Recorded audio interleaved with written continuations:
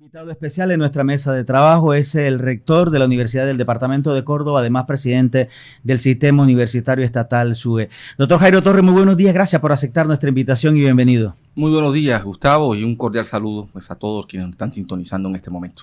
Doctor Torres, estuvo usted precisamente ayer en un importante foro con el gobernador del Departamento de Córdoba analizando temas prospectivos frente a lo que debe ser la recuperación del sector agropecuario. Y allí se hicieron buenos planteamientos. El gobierno departamental ha sido observado como modelo en una línea política y pública que están implementando, pero en el complemento del discurso, cuando le toca la palabra al rector de la Universidad de Córdoba, insiste que este escenario sirva para que volteen los ojos hacia la ciencia y la academia. Si no se aplica sobre la ciencia, muy difícilmente vamos a seguir avanzando en el campo. Concretemos en palabras castellanas para nuestros campesinos cómo debe ser utilizado la academia y la ciencia para fortalecer nuestra producción agropecuaria. Mire Gustavo, la región Caribe es una región rica en biodiversidad, en flora, en fauna, en recursos naturales y con unas tierras fértiles. Por ello, gran parte del PIB de esta región lo jalona el sector agrícola. En el caso de Córdoba, estamos hablando alrededor de un 12% del PIB lo jalona el sector agrícola. A excepción de dos departamentos que son Atlántico y La Guajira por sus condiciones de suelo, ¿no? Pero el resto de los departamentos del Caribe, pues, el sector agrícola es determinante, como es determinante en el país. Pero ese sector agrícola, para ser eficiente, para ser competitivo, en el entendido que es una ventaja comparativa. Es una ventaja comparativa porque pues, la naturaleza nos dio esas condiciones, nos dio río, nos dio flora, nos dio fauna, nos dio tierra, nos dio posición estratégica, pues tenemos todo eso que se llama ventajas comparativas. Esas ventajas comparativas se requieren hacer competitivas para que la región pueda generar desarrollo, para que nuestra población pueda tener dignidad de vida y puede haber desarrollo económico. En el caso del campo, nuestros campesinos requieren transferencia tecnológica. ¿Quién hace esa transferencia tecnológica? Pues, la ciencia, a través de la investigación científica. ¿Y quién hace la investigación científica? Pues las universidades. El 97% de la investigación científica en Colombia la hacen las universidades, tanto públicas como privadas. ¿Qué se requiere entonces? Si necesitamos transferir conocimiento a ese sector estratégico, a ese sector que es una ventaja comparativa como es el agro, pues necesitamos hacer la sinergia, necesitamos hacer la articulación, que era un poco lo que planteaba ayer en ese foro con los gobernadores de la región Caribe, porque es que aquí hemos tenido un enfoque de desarrollo muy sesgado, digamos muy disperso, muy aislado de la realidad. Entonces sí, desde los entes gubernamentales se construyen acciones, pero esas acciones no son sostenibles porque para hacerse sostenible, pues requieren el acompañamiento de la ciencia. Y es allí donde la Universidad de Córdoba en particular, al igual que el resto de las universidades del Caribe, juega un papel importante. Lo que nosotros estamos haciendo en materia agrícola con mejoramiento de semillas, lo que eso puede generar para el campesino nuestro, en términos de transferencia de tecnología, en lo que tiene que ver con el recurso, por ejemplo, que tenemos en el Centro de Investigaciones Piscícolas del CIMPI, en el tema, por ejemplo, de todo este tema de peces, repoblamiento pesquero, en el tema de alimentos, en el tema de medicina veterinaria y zootecnia, en el tema de mejoramiento genético, ¿sí? De especies como ovino caprino o bovinos. Mire, por ejemplo, ovino caprino, que es una línea importante que la universidad viene adelantando en términos de investigación, es lo que nosotros llamamos los carneros, que aquí se utilizan solamente cuando hay fiestas o cumpleaños, y resulta que esa es una de las carnes más apetecidas hoy en el mundo. Pues la universidad tiene adelantos científicos importantes allí para la adaptación de estas especies, y eso le está permitiendo a muchos campesinos. Nosotros tenemos proyectos, por ejemplo, en la zona de Arachi y Corozalito, con campesinos que solamente se dedicaban a la ganadería y tenían las vaquitas y la leche. Vaya a ver lo que están experimentando hoy con esa transferencia de ovinos que estamos haciendo nosotros y cómo ellos ven ahí una fuente de ingreso para mejorar sus condiciones de vida y otro sector de su economía. Entonces, son escenarios que están abiertos y donde la universidad, como centro de investigación, de desarrollo científico, tiene muchas cosas que decir en el tema de alimentos, que es una de las grandes apuestas, no solamente de Colombia, sino de la humanidad, por garantizar seguridad alimentaria. Entonces, por supuesto que si no se da una articulación entre la institucionalidad pública, entre el sector productivo, con la ciencia representada en las universidades, que permita construir políticas públicas que impacten, que transfieran conocimiento, que mejoren las condiciones de vida de estos sectores agrícolas que están empobrecidos, porque de nada sirve la tierra por la tierra si ahí no hay una transferencia de conocimiento. Esto que estoy planteando, Gustavo, no es nuevo. Esa es la experiencia exitosa que han tenido países que hace 50 años estaban en peores condiciones que nosotros. Desarrollaron conocimiento. De nada nos sirve tener ventajas comparativas, de nada nos sirve tener riquezas naturales, de nada nos sirve tener un sector primario, productor de materias primas, si eso no se hace competitivo. Y lo que hace competitivo es la transferencia de conocimiento. Es decir, eso es lo que genera el valor agregado. El ministro de Ciencias, Tito Cristián, estuvo precisamente en ese foro.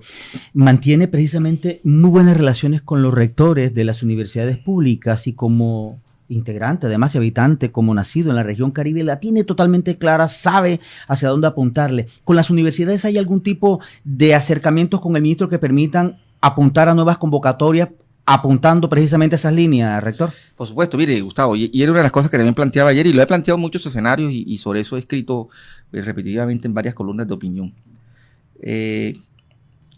Colombia hoy tiene un sistema, digamos, de ciencia, tecnología e innovación bien definido, ¿sí? Que requiere ser sostenible en el tiempo. Y eso va a depender de políticas públicas, por supuesto, pero también va a depender de enfoques de gobierno. Colombia hace un par de años construyó un documento que fue la famosa Misión Internacional de Sabios, con investigadores y académicos de inmensa reputación a nivel nacional e internacional. Esa Comisión Internacional de Sabios durante un año trabajó. Inclusive en la Universidad de Córdoba vinieron los miembros de la Comisión de Sabios. Construyó la hoja de ruta de lo que Colombia debe hacer en materia de investigación científica en los próximos 15 a 20 años. Un documento que yo he compartido en la opinión pública y he escrito sobre eso y he editado innumerables conferencias sobre el tema.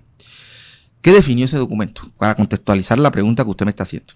Ese documento de la Misión Internacional de los Sabios definió que en Colombia hay 14 sectores estratégicos en los cuales debe enfocarse todo el esfuerzo investigativo si Colombia quiere potencializar su economía. 14 sectores. Esto tiene que ver con educación, con medio ambiente, recursos mineroenergéticos, hídricos, agro, 14 sectores estratégicos. Todo el esfuerzo de Colombia como país, en términos del PIB, tiene que enfocarse a fortalecer esos 14 sectores estratégicos. Y de esos sectores estratégicos se establecieron por focos regionales. Córdoba tiene 6 focos. Foco de educación, foco de salud, foco de medio ambiente, desarrollo agrícola, 6 focos. Toda la investigación científica que se haga tiene que articularse, en el caso de Córdoba, a esos focos del departamento, que a su vez están articulados a esos 14 focos o sectores estratégicos que se definieron en Colombia. Entonces, se crea el sistema de ciencia, tecnología e innovación, se crea el Ministerio de Ciencia y los recursos del Sistema General de Regalías, que antes se distribuían de otra manera, tienen que ir enfocados a proyectos de investigación que hagan las universidades, los centros de investigación en alianza con otras universidades, ¿sí? En función de esos focos. Es decir, eso hace que la investigación sea pertinente. Y por supuesto los resultados en los próximos años se van a ver. Estamos hablando de un Ministerio de Ciencia que va a adjudicar alrededor de 1.1 billón de pesos en proyectos de investigación apuntando a esos focos. ¿Qué significa eso? Que en los próximos años tenemos que ver impacto de esas investigaciones en función de esos focos estratégicos. Y eso implica no solamente investigación como se lo estoy planteando alrededor de esos focos estratégicos, sino formación del recurso humano. Se han formado o se están formando 1.000 doctores en este momento, en doctorados nacionales. Antes aquí, cuando existía Colciencia, que era un instituto, recuerde que eso se cambió, se convirtió en ministerio, se formaban doctores en el extranjero. Y formar un doctor en el extranjero cuesta 4 y 5 veces lo que cuesta formarlo en Colombia. Nosotros en Colombia tenemos, en el caso de las 32 universidades públicas, 262 programas doctorales en distintas disciplinas científicas. 262 programas de doctorado. La Universidad de Córdoba tiene 4 doctorados estratégicos. Entonces, se están formando doctores. ¿Dónde? En los doctorados nuestros. ¿Qué significa formar doctores? En los doctorados nuestros. Los doctorados son los nichos naturales donde se hace la investigación científica. Entonces, mire usted, focos estratégicos del territorio.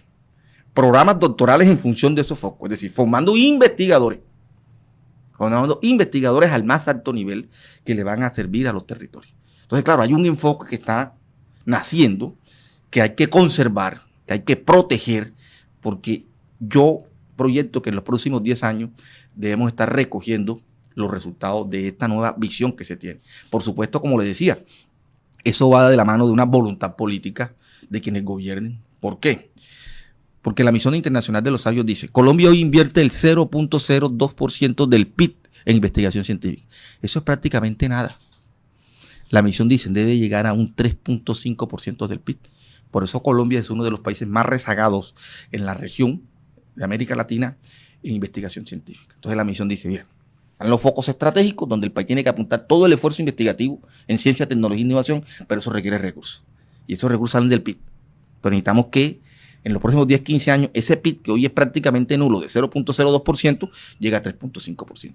Para que aquí se pueda hablar de una economía del conocimiento. Para que la ciencia pueda ser el centro en el cual se articule todo el proceso de transformación y desarrollo del país y de la región. Eso es lo que estamos... Pero obviamente eso es una nueva realidad, es un nuevo lenguaje. Y eso es lo que uno habla con la institucionalidad y el papel de los gobernadores, el papel de los alcaldes, el papel de la dirigencia política, con todos estos recursos del sistema de regalías en materia de investigación. Oiga, esto hay que hacerlo aquí, esto hay que invertirlo aquí. Y en ese contexto, todo lo que se ha hecho en materia de COVID, en materia de reactivación económica, en materia de formación del recurso humano, yo creo que ahí hay un escenario amplio, un escenario donde están todos los elementos. Lo que hay es que hacer la sinergia para que eso funcione. Esa es la apuesta. Y por supuesto, nosotros desde las universidades, pues tenemos una lectura clara de eso. Yo tengo una lectura clara de cómo funciona el sistema. Y si el sistema logra articularse y logra cohesionarse, con la sumatoria de esas voluntades en función del territorio, por supuesto que tienen que darse las transformaciones en los próximos años. Y ahí la Universidad de Córdoba, en el caso de nosotros del departamento, por nuestra vocación agrícola, por nuestra vocación pecuaria, por nuestras riquezas en todos estos aspectos del sector agrícola, pues nosotros tenemos todo el potencial científico con nuestros laboratorios, con nuestros equipos, con nuestros investigadores, con nuestros programas de doctorado, con nuestras líneas de investigación ya validadas, que si se articulan, por supuesto que este departamento tiene que avanzar de manera positiva. ¿Hay voluntad del gobernador? Sí, con el gobernador hemos hablado, porque resulta, Gustavo, es que estos son temas que de pronto es un asunto de las lógicas, lo que yo llamo las lógicas de cómo se conciben el desarrollo. Entonces, desde la visión territorial, la lógica del desarrollo se centra en lo que sabemos. Y esa es una lógica que yo la defino de apagar incendios. Pero no hay una visión estructurada de mediano y largo plazo, cómo se debe construir el desarrollo. Sí, que es lo que uno ve, se ve en los gobernantes. Los gobernantes llegan un tiempo, entonces parece que se agotar el tiempo allí. Resulta que no. Usted quiere ver transformación de una sociedad, tiene que trazar indicadores. Por ejemplo, los indicadores de desarrollo humano. Usted no los va a ver resuelto en 4 años. Usted quiere mejorar el nivel nutricional de una población, mínimo 10 años, cogiendo niños desde ahora. Usted quiere mejorar el nivel educativo de un municipio, son 10 años. Con políticas sostenibles en el tiempo. Usted quiere mejorar los indicadores de saneamiento básico, de agua, de alcantarillado, de salud. Pero no conseguimos el desarrollo así. Eso es lo que se llama concebir el desarrollo con políticas públicas de Estado. ¿Por qué significa una política pública de Estado? Es trazada en el tiempo. Y los gobiernos que vienen tienen que darle continuidad para usted poder evaluar la política y decir, oiga, en educación efectivamente aquí hay resultados. En nutrición aquí hay resultados. En vías aquí hay resultados. Sí, en investigación científica, en la transformación del sector agrícola, aquí hay resultados. Definir las vocaciones productivas también. Córdoba tiene que ver eso, porque las vocaciones productivas tienen que ver con factores climáticos, con factores del suelo, con el uso del suelo. Sí, que es lo que nos va a indicar a nosotros si los cultivos que hoy tenemos lo podemos seguir teniendo en la medida que son competitivos o no, o esos cultivos requieren una rotación, o necesitamos incorporar nuevos cultivos que permitan que el campesino nuestro pueda ser más competitivo, pueda mejorar sus condiciones de vida. Es decir, es una lectura integral del desarrollo. Y esa lectura hay que hacerla con la ciencia. ¿Y quién es la ciencia? Las universidades, porque ahí están los investigadores, ahí está la gente formada, ahí está la gente que tiene la autoridad académica para decir, mire, esto va por aquí, esto no se puede hacer por acá. Entonces yo creo que en la medida que logremos avanzar en esas lógicas, coincidir en esas lógicas, pues los resultados tendrán que verse en el mediano y largo plazo. Pues, es la visión que yo tengo, o sea, pues la visión mía es la visión del académico, del investigador, que muchas veces no coincide con la lógica política. Por eso, en la medida en que la academia logre dialogar permanentemente con la lógica política, en la medida en que podamos construir agendas con la lógica política, ese es uno de los grandes retos que tiene la sociedad colombiana. para que no se siga perpetuando ese divorcio entre la lógica política, que tiene su propia naturaleza, su propia praxis, y la lógica académica, que pareciera que nos quedáramos como en dos países distintos. Cuando a veces mucha gente me escucha hablar y dice, pero usted está pensando en un país no, es que ese es el país. Entonces, ¿cómo coincidimos esas dos lógicas? Entonces, ahí es lo que algunos llaman, hay que academizar la política. Y academizar la política no es que se genere una especie de colonización de la política, sino que haya agendas comunes, que pueda darse un diálogo y sobre ese diálogo poder construir esas agendas de desarrollo, poder repensar esos planes de desarrollo, poder construir esas políticas.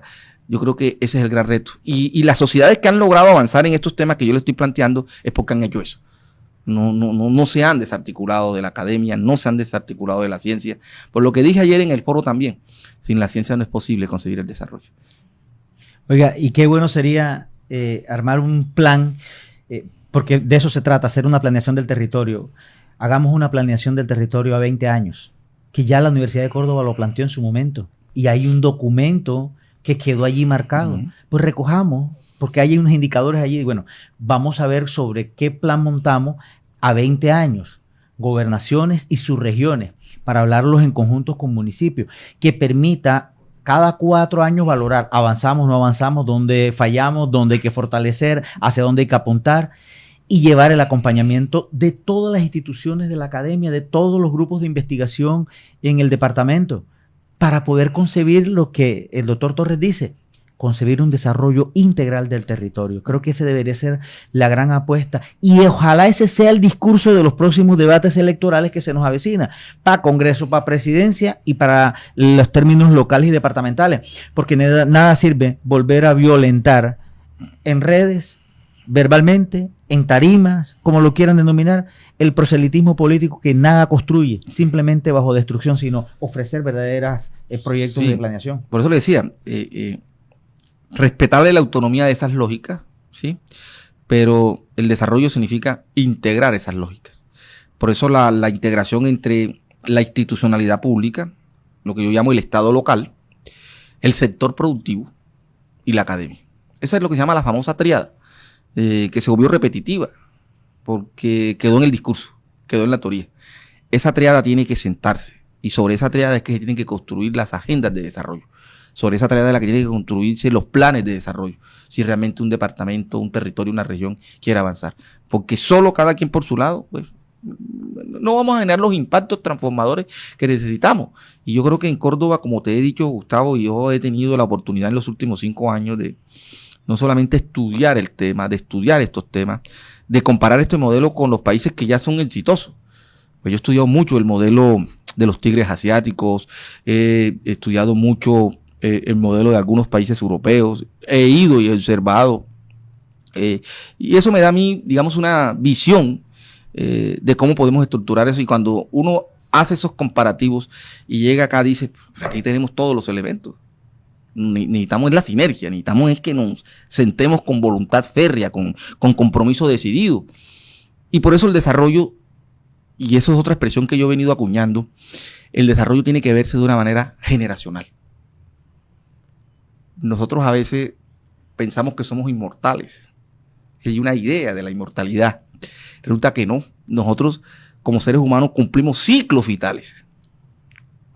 Entonces, cuando tú concibes el desarrollo generacional, es que como mi generación le permite a la generación que ha de venir a reemplazarnos a nosotros un territorio mejor al que nosotros hemos tenido la oportunidad de vivir. Ese es el enfoque del desarrollo. Ojalá todas las acciones que hiciéramos en la vida lo hiciéramos con ese enfoque, pero no.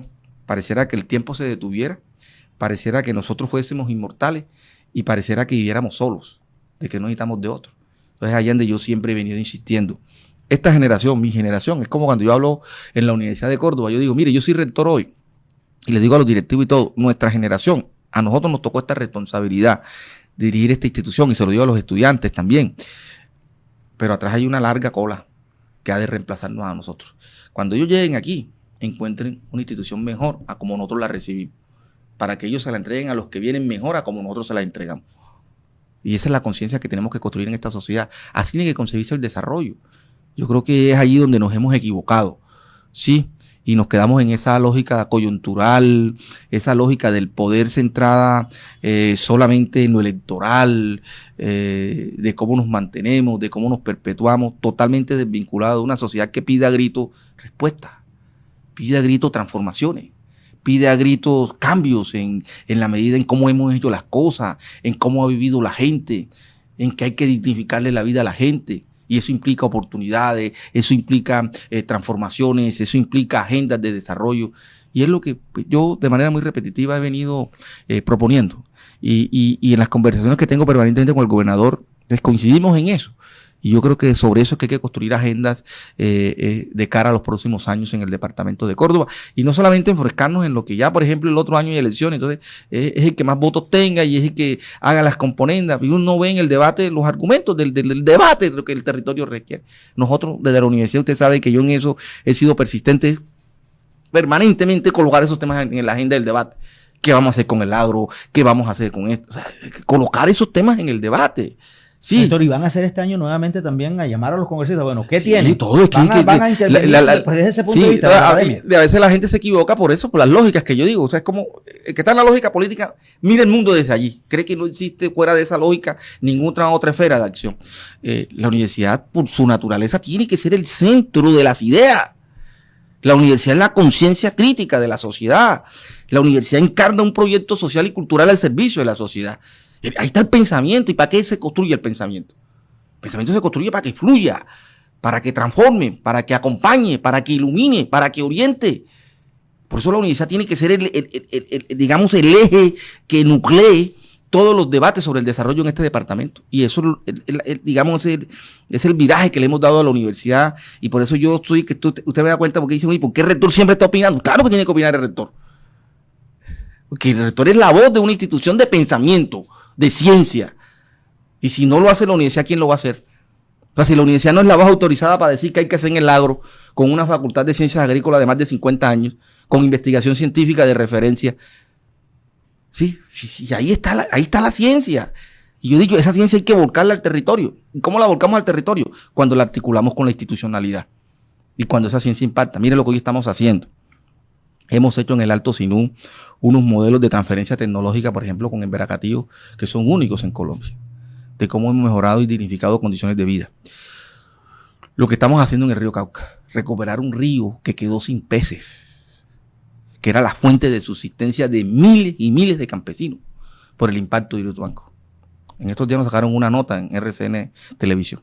Ahí están los investigadores, el SIMPI, con repoblamiento de especies que ya no existen en los ríos nuestros, ni en las ciénegas nuestras.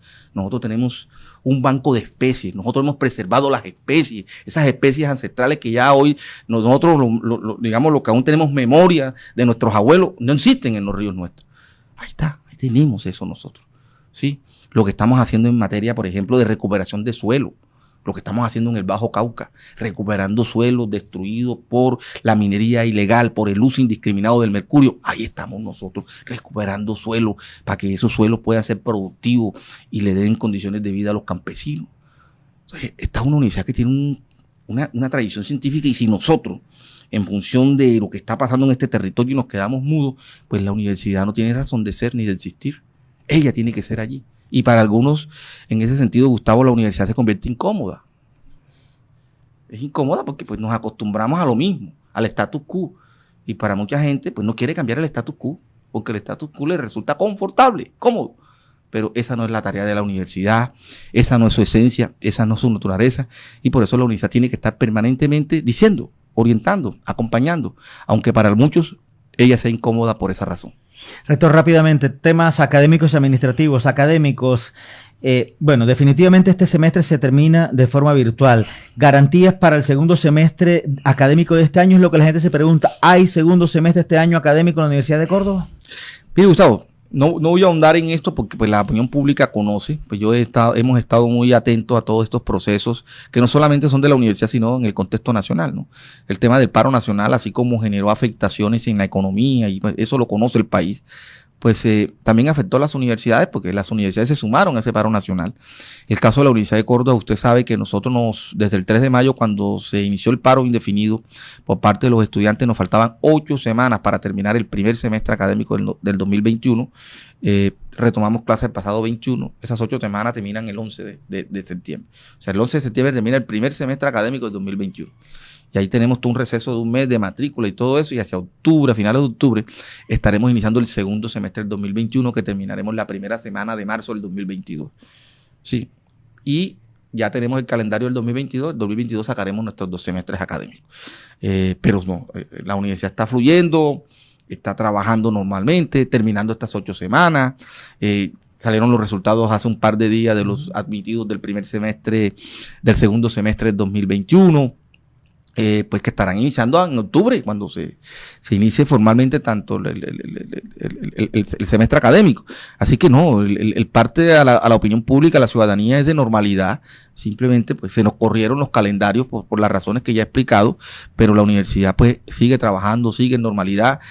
Ustedes se dieron cuenta que pues como SUBE con las universidades públicas del Caribe, pues hicimos un pronunciamiento hace un par de semanas, continuamos con las mediaciones virtuales. Nosotros somos de la idea de que hasta que no haya un control decidido de la pandemia, pues no podemos volver a la presencialidad. Obviamente la alternancia, pues nosotros la tenemos en algunos laboratorios y voluntaria, es decir, con la disposición del estudiante. Es decir, nosotros no la imponemos, creamos las condiciones de esa alternancia y los estudiantes por su voluntad, obviamente con todos los mecanismos de bioseguridad, haciendo la prueba, todo eso, la ventilación de los laboratorios, todos los protocolos que se requieren, pero no es una imposición ni una decisión decidida de la universidad, sino que creamos las condiciones.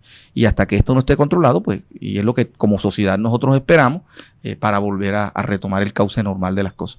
Es decir, octubre difícilmente regresar a la presencialidad. No, este segundo semestre de 2021, la Universidad de Córdoba continúa en las mediaciones virtuales. Es que es lo que yo he dicho claro. No solamente la Universidad de Córdoba, el SUE Caribe, las 8 universidades del Caribe. Nosotros tomamos la decisión, los 8 rectores, en un consejo de rectores hace 15 días, de que mantenemos las mediaciones virtuales para el segundo semestre del 2021. Eso no obvia la alternancia, pero la alternancia no generalizada.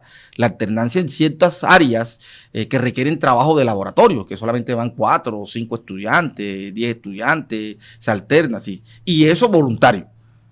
Es decir, si usted le toca un trabajo de laboratorio, la universidad le dice, listo, usted tiene el trabajo de laboratorio, nosotros lo garantizamos con alternancia. Pero usted decide, aquí están los protocolos de bioseguridad, aquí está todo el protocolo que la universidad tiene desde que la pandemia comenzó. Y usted como estudiante dice, sí, yo acepto, venga. Si usted dice que no, no. O sea, continúa la mediación virtual con usted, pero presencialidad no. Presencialidad no, eso ya lo hemos dejado claro nosotros. Obviamente alternancia en áreas, en cursos, en laboratorios que lo requieran y que el estudiante tenga la voluntad de decir sí. Si el estudiante dice no, pues la universidad le sigue garantizando a ese estudiante su proceso de formación a través de las mediaciones virtuales. Rector, catedrático, ¿superado el problema? Pues es un problema. Yo no lo podía llamar un problema. Yo creo que era un enfoque o una visión de un grupo, de un sector. Porque, digamos, Gustavo, yo le he dicho, los asuntos jurídicos se dirimen en las instancias jurídicas. Si yo no puedo, este no es un asunto de voluntad del rector o de la administración.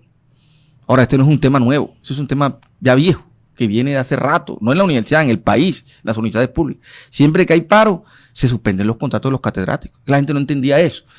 O sí lo entienden, pero querían generar a partir de ahí un conflicto que no podía definirse como un conflicto con la administración. Yo como se lo decía yo, bueno, denuncien, demanden. En el año 2018, en el segundo semestre, cuando hubo el paro, pasó lo mismo. 22 rectores fuimos denunciados, ¿sí?, por parte de la Asociación de los Profesores Universitarios. A los 22 nos dieron la razón. La Procuraduría, la Contraloría. ¿Por qué? Porque es que el contrato de profesor catedrático es un contrato de hora cátedra. Entonces, por ejemplo, Gustavo Santiago, listo, va a dictar estas 3 materias. Gustavo tiene 160 horas el semestre, 19 horas semanales. Yo le podría pagar a los catedráticos por semana si yo quisiera. Yo podría pagar por semana. Si yo quisiera decir, listo, catedrático, usted se le paga por hora. Hora dictada, hora dictada. Para que usted esa hora sea dictada, deben estar las condiciones de clase. Una condición fáctica, la clase. Ese es el objeto. Si los estudiantes están en paro, ¿usted puede dictar esa hora? No, porque no hay clase. El objeto no existe. Y si el objeto no existe, pues no existe la hora cátedra. Entonces, allá donde la universidad suspende. Aquí no se estamos vulnerando derechos laborales, no. Se le está diciendo, mire, desde el 3 de mayo faltaban 8 semanas. Se suspendió. Se reactivó, esas 8 semanas usted se le van a pagar ese su contrato. Pero yo no le puedo pagar a usted mayo y junio cuando no existía clase. Si yo hago eso es un detrimento fiscal. Si usted como usted pagó un dinero cuando alguien no lo laboró. Distinto al profesor de carrera o de planta, porque el profesor de carrera de planta tiene otro tipo de vinculación. Él hace trabajos de docencia, de investigación, de extensión y actividades administrativas. Catedrático no. Catedrático solamente hace actividades de docencia.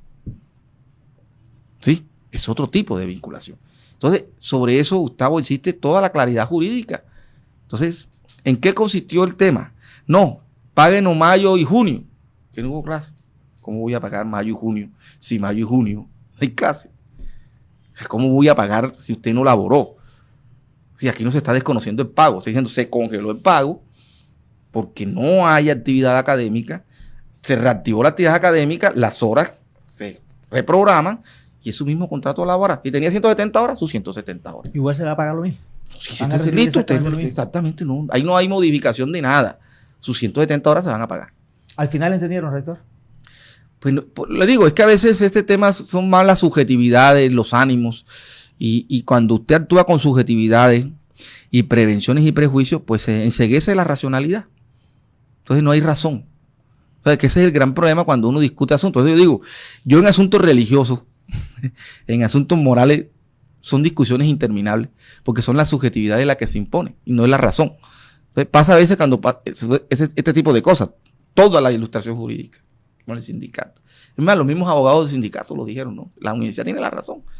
Por eso les mostré, mira, aquí están fallos de la Procuraduría, fallos de la Contraloría, del Ministerio del Trabajo, de Inspección y Vigilancia del Ministerio. Esto no me lo estoy inventando yo. Ahora no es un hecho aquí, en todas las universidades públicas. Entonces, son los argumentos los que están allí.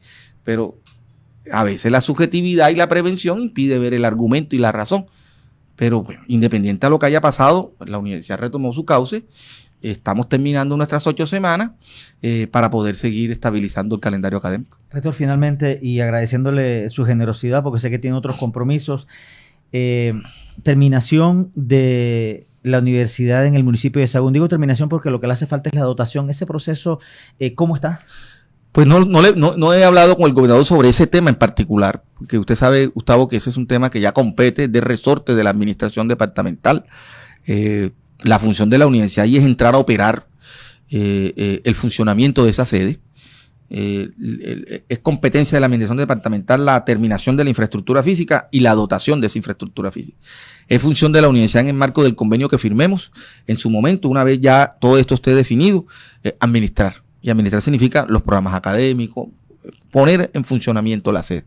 Entonces, no he hablado con el gobernador cómo va el avance de la dotación en cuanto a la contratación que se iba a hacer. Los recursos ya estaban disponibles, existen. Entonces, lo que no he conversado con él cómo va eso, pero nosotros a la expectativa que en cualquier momento pues ya eso se defina y poner en marcha esa sede y comenzar a operarla. Por rector, no le quito más tiempo, si usted es muy amable. Muchísimas gracias. Gracias, Gustavo, por la invitación. Por supuesto, un saludo cordial y fraterno a toda la audiencia. El rector de la Universidad de Córdoba, presidente del Sistema Universitario Estatal, Jairo Torres Oviedo, en Montería Radio 38 Grados. A todos ustedes, muchas gracias por la compañía.